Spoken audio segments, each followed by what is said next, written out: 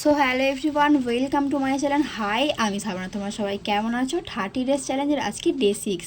আজ 15ই আগস্ট, আমাদের স্বাধীনতা দিবস। আজ আমরা গর্ব করে বলি আমরা স্বাধীন দেশের মানুষ।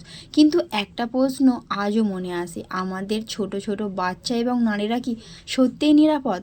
আরজি করের মৌমিতার ঘটনা যখন সামনে আসে তখন মনটা সত্যি ভেঙে যায়। আর সেই বারুইপুরের ছোট্ট শিশুটার কথা মনে আছে?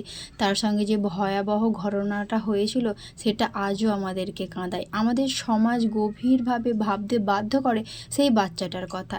এই ঘটনাগুলির কথা শুনে যদি সোশ্যাল মিডিয়া কয়েকটা দিন আলোচনা করে ভুলে যায় তাহলে কি চলবে? অপরাধীদের কঠোরতম শাস্তি আমরা চাই।